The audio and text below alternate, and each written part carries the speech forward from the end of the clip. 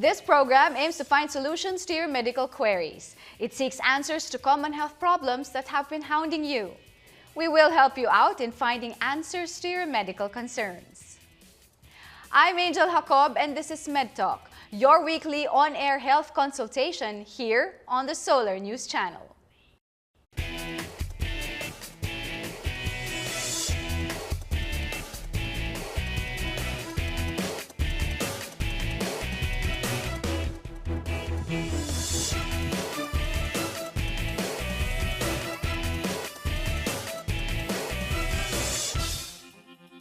The city government of Marikina implemented an ordinance banning all residents and resettlement sites from owning pets, particularly dogs. This ordinance aims to have a rabies-free community. Mahigpit na pinagbabawal ang pag-aalaga ng klaseng hayop sa loob at labas ng bahay para po protektahan ang kalusugan ng mga tao at saka animal welfare. Tanong na po kami sa human right na sinasabi doon na hindi naman karapatan ng pag-aalaga ng hayop. Ito po ay isang privilege. But the Philippine Animal Welfare Society, or PAWS, is against the ordinance. To damn an entire community of the privilege or the right, actually it's a human right, to take care of a pet, whether it's a dog or a cat, to ban an entire community of doing that is not just anti-poor. It's also a violation of their human rights, like I said. If the owner of the pet is responsible enough to keep their pets indoors, whether it's a resettlement or a condo or an exclusive subdivision, they have to be given the right, whether they're rich or poor. Rabies is a disease that is transmitted to humans from animals that is caused by a virus. It is spread through saliva by bites or scratches from the infected animal. Rabies po, isa pong sakit yan na nakukuha po ng tao pagkatapos po sila makagat ng isang rabid na animal. So, maaaring hindi lamang ito limitado sa aso na may rabies, kundi maaaring din po tumako sa mga pusa. Dogs are the source of the high number of human rabies deaths. Pag ang aso kasi ay gumagala, yung sinasabi yung gumagala, mas tumataas po kasi yung risk na magkaroon siya ng contact sa ibang hayop din na magkakaroon ng rabies. What are the signs and symptoms of rabies? What are the risks of this disease? What are the pet owner's responsibilities towards its prevention? What does one do when he or she has had an encounter with a rabid animal? More about rabies tonight on MedTalk. In almost every Filipino household, there is a pet. This is because we are animal lovers. So tonight, let's get to know more about rabies that we can get from our pet dogs and even our pet cats. Joining us tonight is Dr. Mary Elizabeth Miranda, epidemiologist and infectious disease specialist. She's also the Asian coordinator of the Global Alliance for Rabies Control. Also with us is Dr. Nicolas Carpio, veterinarian and co-founder of Vets in Practice. You can participate in the discussion by following us on Twitter. You can also post on our Facebook page or send us an email. Good evening, doctors. Welcome to the show. Evening. As mentioned in the VTR, almost every Filipino household has a pet, be it a cat or a dog. And we love them, we care for them, we want them happy and healthy. But when they bite, or maybe even scratch us, that's an entirely different story. And the first thing that comes to mind is rabies. So what exactly is rabies and what causes rabies? Doc Nick? Well, basically rabies is a virus. Now, it's actually naturally it comes from mammals, okay, and it's actually transmitted through saliva and not from blood. So, yeah, and if an animal bites you, like for example, dogs bites you with rabies, when he's infected with rabies, then basically you will get the rabies as well if you don't treat it immediately. So what can cause these rabies, and what is in the saliva of this dog or maybe a cat even that can cause rabies, Doctor? Rabies kasi is an infectious disease, and it is a disease that is transmissible from animals to humans. And usually, in the Philippines and in most of Asia, dog rabies is the most important source of human infection. So, yung transmission is from the saliva of an infected animal that is injected through a bite to a human patient or another animal. And the virus is transmitted from dog to dog or dog to cat, and some of our livestock, few livestock cases have been traceable to an infected rabid dog bite. So it's the virus in the saliva that is injected into bite wound. Where does the dog get this infection or the infected saliva? Where does he get it from? Well, Doc, I think it's for the epidemics. The dogs get rabies from other infected dogs, and the perpetuation of the infection among the dog population is usually continuous, and it goes through a population of animals that are not protected or unvaccinated against rabies. So if you have a population of animals that are susceptible to the disease, the transmission is continuous from dog to dog, and then when infected dogs die, before they die, they are transmitting it to other dogs. So it's really, like in the Philippines, we call the disease endemic because it is present in almost all islands. Now, there are very few islands that have been declared free of rabies. And the way to deal with it really is prevention through vaccination. Okay. So it doesn't necessarily mean that if your dog has has a certain type of breed, No. that he will be free of rabies, or if No. there are dogs on the street, automatic may rabies na yon. No. Well, there's always a misconception that all dogs are born with rabies, or even cats. It's a misconception. Basically, dogs or cats get rabies when they are bitten or be infected by another rabid animal.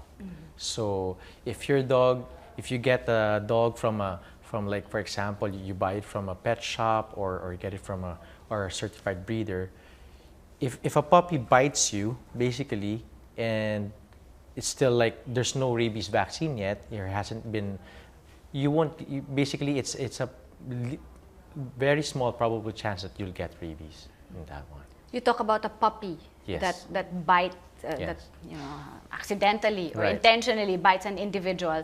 The chances of that puppy having rabies is still very low. Very low, very low. Since it's domesticated and it's not like a wild animal that, you got it from the wild and then you just take care of the puppy. No, it's not like that. It's basically been bred through numerous, like, of course, mothers that has been injected with rabies vaccines. So we talk about the vaccine. Before maybe we go to signs and symptoms, let's talk about the vaccine. Exactly. How is the vaccine administered? At what age of the pet or the cat or the dog is the vaccine administered, and what type of vaccine is this? For rabies, there are already modern and highly purified effective vaccines for animals and for people for preventive vaccination. In animals, the rabies vaccine are usually given at 3 months old. And because in the Philippines, rabies is still widespread, the recommendation is usually annual revaccination because it does not give lifelong immunity. For people, usually there are two types. When a person is bitten by a suspect rabid animal, we call the vaccination post-exposure vaccination when you are bitten by a suspect animal. We can also give the human vaccine for preventive vaccination. We give it to veterinarians, for example, I have that. or Okay. community workers who, Are or exposed even in to travel medicine, it is already Right. recommended because there are many travelers who go to infected countries, countries with dog rabies particularly. The recommendation now is for people to receive preventive rabies vaccination in people. So you don't have to wait. Not that you're waiting to be bitten, or that Right. you're waiting for an animal to bite Right, you right. by accident. But it's also recommended already to Yeah. everyone, or just to pet owners? Would you say? Well, sorry, Doc, Sige. but yeah, for us, for example, we are always handling dogs No, that's our job. So basically, for those people who handles a lot of animals like that, like in the zoos or anything like that, then I would recommend that. But for owners, I don't think so. Yeah, it's up to actually to them to vaccinate their dogs to their veterinarians, so that they know that they'll be actually safe. So, keeping in mind that these pets have already been vaccinated, and then there's an accident that happens that they're bitten. So what happens to the individual knowing that this pet has been vaccinated already? The risk of getting rabies from a vaccinated dog is very low, almost nil. That is why we emphasize in public health practice to have pets vaccinated and leashed at all times or at most times, so that the risk of transmission from dog to dog is minimized.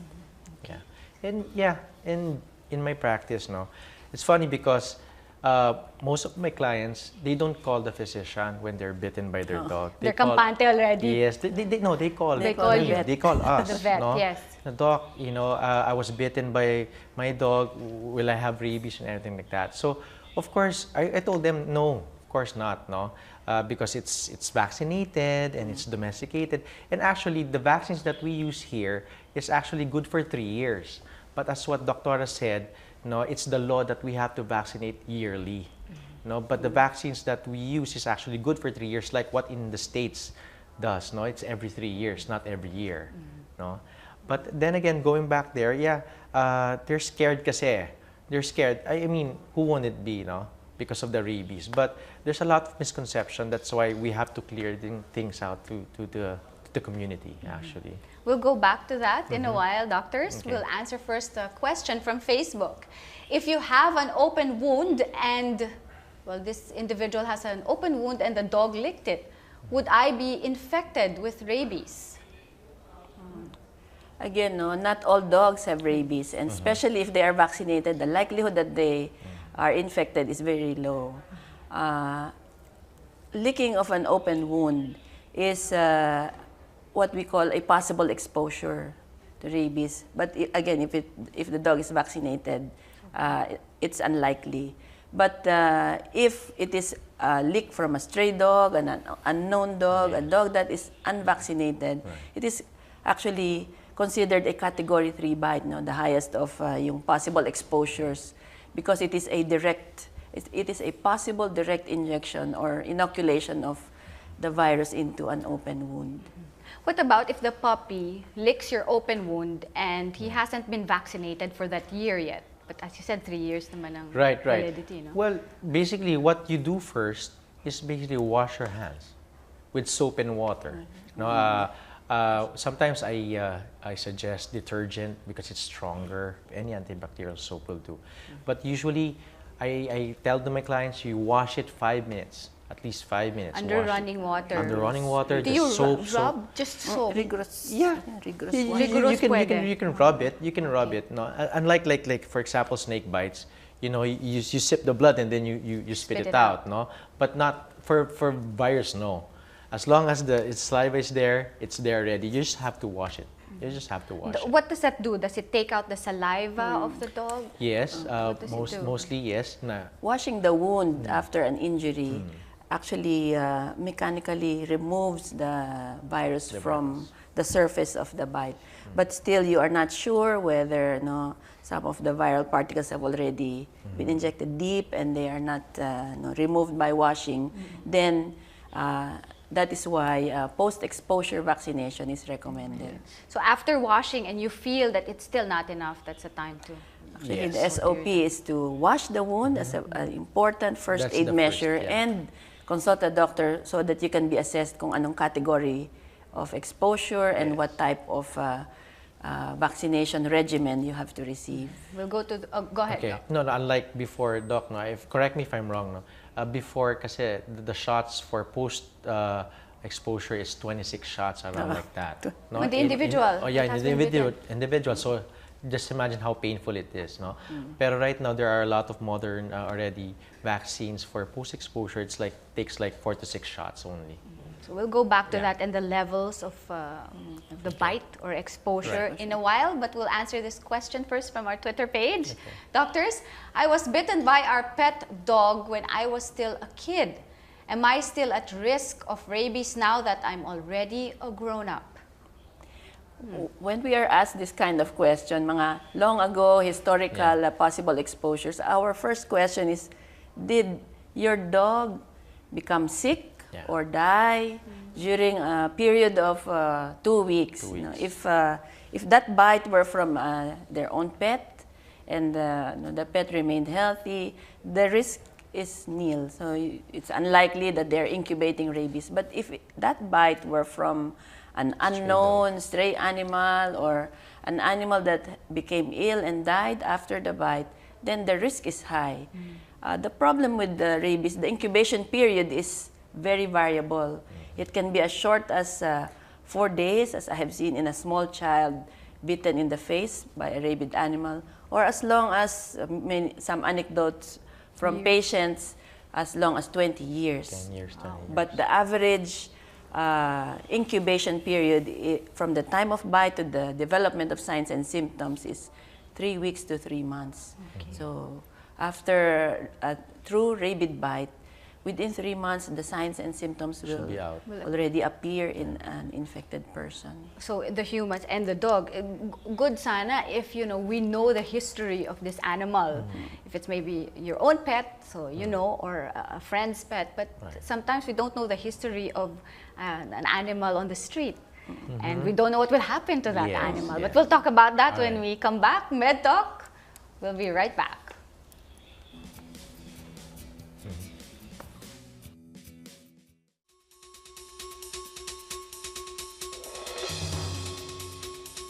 Did you know that the Philippines ranks 6th worldwide among countries most affected by rabies?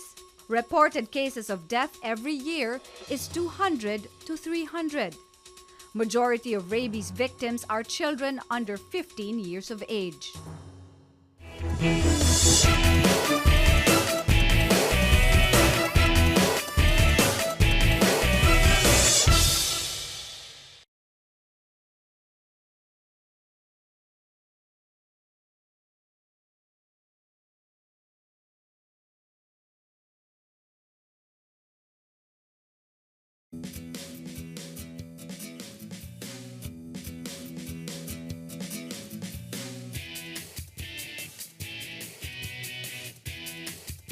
We're back here on MedTalk. Doctors, we have a question from our Facebook page.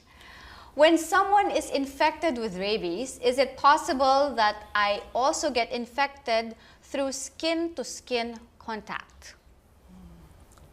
Ang transmission of rabies is usually really entry of the virus into a wound or into your mucous membranes like the mouth or the eyes, or in small children, the risk of genital exposure is also considered a possible exposure. So skin-to-skin contact is considered a non-exposure if it's intact skin. But if the skin has a break or a wound, then that is considered an exposure. Okay, all right. And doctor, if wala namang sugat and then you are accidentally bitten or licked by a dog, the chances of you having symptoms of one that is bitten by a rabid dog is nil? Nil. Yeah. Yeah. Okay. How about, so we're still talking about, how we love our pets and how we should be responsible enough to have them vaccinated, as well as the pet owner. Yes. It should also be a responsibility that we should also get vaccinated. But there are other animals that, are roaming in the street who don't have vaccine, who might get into contact with our animals, our pets that have vaccine. So when a dog that has vaccine or it has been vaccinated with rabies is bitten by one that has no vaccine, what happens to the dog that has been vaccinated? We had cases like that when a client of ours brings their dog and they said they had a fight, they had a dog fight with another stray dog. We just basically, of course, we check the records and it's complete with vaccines, or he has a rabies vaccine, so he's already safe. It's more of what we're looking at now is more the trauma of the dog, the shock, or the wound, the infected wound that we're more concerned of. But after that, if everything goes well, like with the stitch up or anything like that, we again give rabies shot and then a booster after 1 month, just to make sure that the dog is complete with rabies. And now we'll go to our signs and symptoms of let's go first to the dog that has been bitten by another rabid animal. What are the signs and symptoms that this dog will manifest? So the signs of rabies in animals and here in dogs, you would watch out for aggressiveness, yung unusual aggressiveness, drooling of the saliva, aimless running. Really, it's a mad dog syndrome that you have to watch out for when observing a suspect rabid animal. In people, once the clinical signs of rabies manifests in a person bitten by a rabid animal, the signs can be very similar. A patient would experience a severe itching at the site of bite, a prodrome phase where the patient experiences headache, and then he goes to that terminal stage of madness, similar to a mad dog, shouting, drooling of the saliva, aggressiveness, and this happens in 80% of most human cases. The 20% would manifest the paralytic or the dumb form of rabies, or they would, some patients would go into coma and die. But more commonly, you'll see the aerophobia, the hydrophobia, or the fear of water in the terminal stage of rabies in people. What should an individual do when one manifests these signs and symptoms? Rabies is 100% fatal. So once these clinical signs appear, it is the point of no return. So it's already terminal stage. And for all the patients that I've seen through the years of working in public health, a patient who has started showing signs like this will die within 48 hours. So really the key to rabies is prevention. Prevention, yes. So again, we can't emphasize enough the responsibility of the pet owner to have their dogs vaccinated. Yes. What other measures should one take in order to hopefully prevent? Actually, can I add on to basically, for people who are curious, for example, for wild animal, for a bat, for example, if you see a bat that just fell down from the tree and then it's like it's sick, don't approach it and don't get it. It might be sick because of rabies. We wouldn't know. So why take the risk? For example, for wild animals, for example, if wild animals are wild basically, and they're not social animals in terms of humans, no.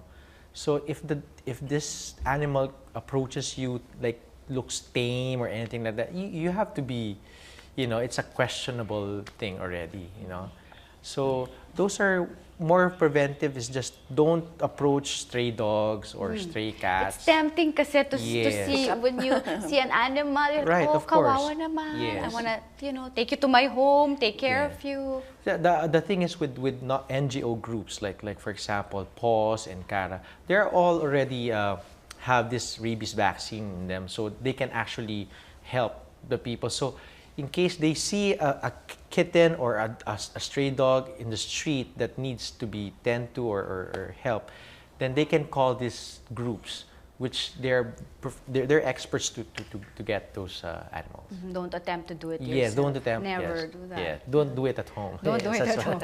Because when animals attack, that's what's going to happen. That's it. We'll go back to our Facebook question. Can garlic be topped over the bite as a first aid, especially with its medicinal values? Garlic. Still, you would need to wash the wound with soap and water. These are traditional ways that people know how to treat a wound, no, any kind of wound. But for rabies, it's still very important that the wound is washed with soap and water. This is the most important, most elegant form of prevention that is accessible to most people. That is first aid, the only, First aid. the first. Yeah. First thing that comes to your mind is wash. Wound washing. Basically wash. At least 5 minutes. Even just a little scratch. Even If a basta scratch, there's yes. blood, Yes. basta there's blood, you have Yes. to wash it Just wash it. right away. Yeah. They say how come they get rabies from a cat scratch? Yes. Basically because they lick their paws. So the saliva is there in their claws, and then if they scratch you, you can get rabies as well. So better wash it. Right. Do you cover the wound or do you expose the wound? Usually, it cover the wound to prevent secondary infections. Yes. Are there particular body parts that when bitten by a dog that you suture or that you leave open? Depends on Depends the on severity of the bite. Yeah. But usually, for rabies exposure, a head or neck injury is usually considered a high-risk bite risk. because rabies is a nerve, neurotropic virus, and it infects the nervous system. So the closer the bite is to the central nervous system, the higher the risk. Yes. Okay. So we also have this, I remember the RA 9482 Rabies Act of 2007. Yes. Maybe we can talk about that a little bit, Dr. The National Anti-Rabies Law of 2007 is about prevention and control and eventual elimination of rabies in the Philippines by 2020. So in that law, there is mandatory registration of dogs and mandatory vaccination.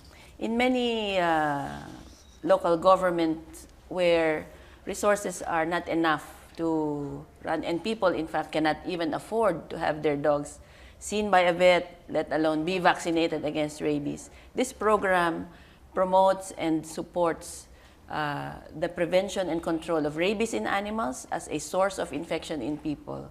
And the target is to eradicate rabies nationwide in all islands of the Philippines by 2020. So how is that coming along in 2013, Doctor? So many local governments have already realized the importance of investing in a public health program like rabies by targeting the source of infection and investing on mass dog vaccination. A lot of local government units, provincial and municipal level, are already embarking on more aggressive rabies prevention and control. Which is good. Yeah, I think if the government, the LGUs work together with the community, I guess we can eradicate rabies, no? Like what happened to foot and mouth disease, no? We basically eradicated it already. So, it's the next possible. step. It's possible. Yeah. Because as your shirt reads, walang nabubuhay sa rabies. So, talagang kailangan natin na maging mas conscious. We have to be more aware of the responsibilities that the pet owner has. Right. And, to know also the history of the dog. Right. When one is bitten, hopefully hindi naman na makagat and rabid the animal. But just prevention is always key. Right. So any last tips to our pet owners and to those who are animal lovers, and even to those who, don't have pets? Okay. Well, to the pet owners, I would recommend, of course, if they're gonna walk their dogs to the villages or to the parks, make sure that they have the leash with them. Okay. And make sure also that to visit your veterinary your vet and update your vaccines. And that's about it. Thank you very much, Doc. I will update my dog's vaccine soon. Dr. Miranda, yes, please. The general public and many policymakers do not, in fact, realize the burden, the economic and the health burden of rabies because it is a disease of animals, but the impact is in people. So we cannot overemphasize the value of prevention and targeting the disease at source, from animals, from dogs. Here in the Philippines, is primarily from dogs. And when there is a public program in your own community where there's free mass dog vaccination, you take must advantage. go and take advantage of that, because it's not only for your own pet, but for the rest of your community. Right. Thank you very much, doctors. welcome. Thank You're you. welcome. Again, we'd like to thank our doctors for sharing their knowledge, their expertise about rabies. Once again, thank you to Dr. Elizabeth Miranda and Dr. Nicolas Carpio. See you again next Tuesday on MedTalk as we talk about addiction. 10 p.m. on your scheduled on-air consultation on the Solar News channel. This is Angel Jacob. Good night.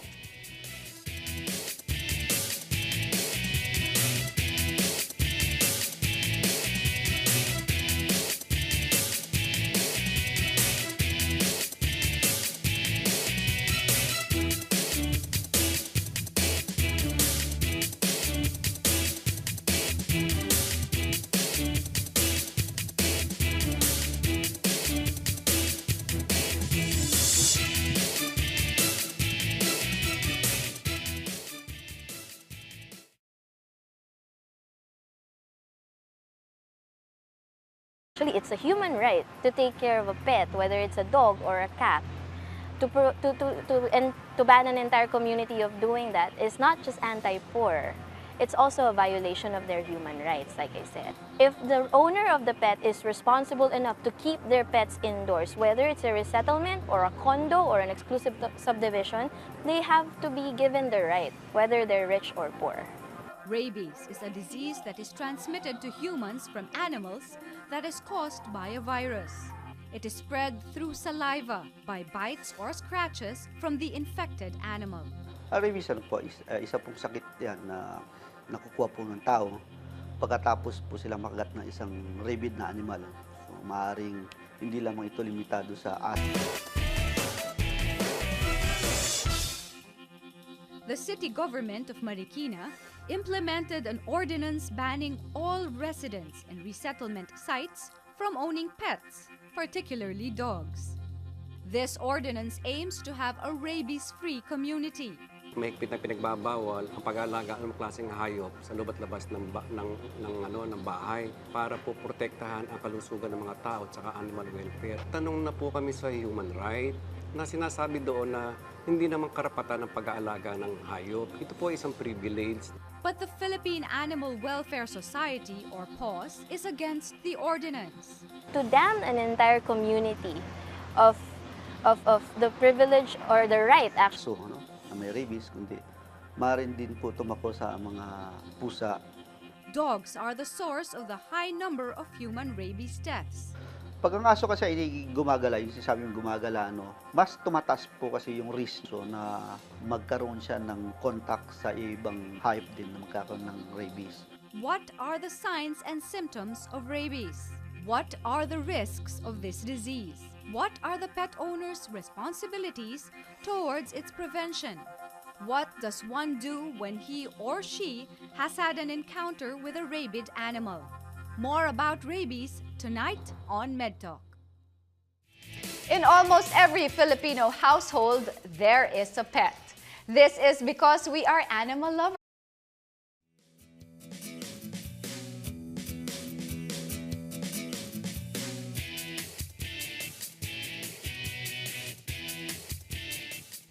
This program aims to find solutions to your medical queries. It seeks answers to common health problems that have been hounding you. We will help you out in finding answers to your medical concerns. I'm Angel Jacob and this is MedTalk, your weekly on-air health consultation here on the Solar News channel.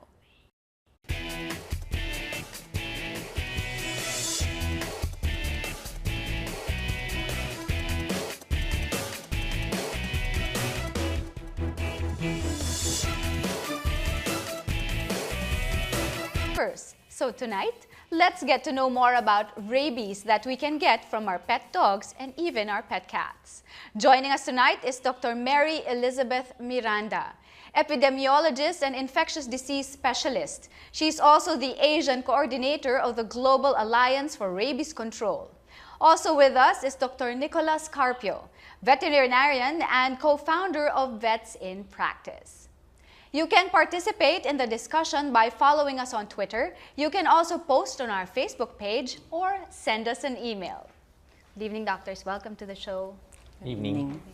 As mentioned in the VTR, almost every Filipino household has a pet. be it Yeah. a cat or a dog. And we love them, we care for them, we want them happy and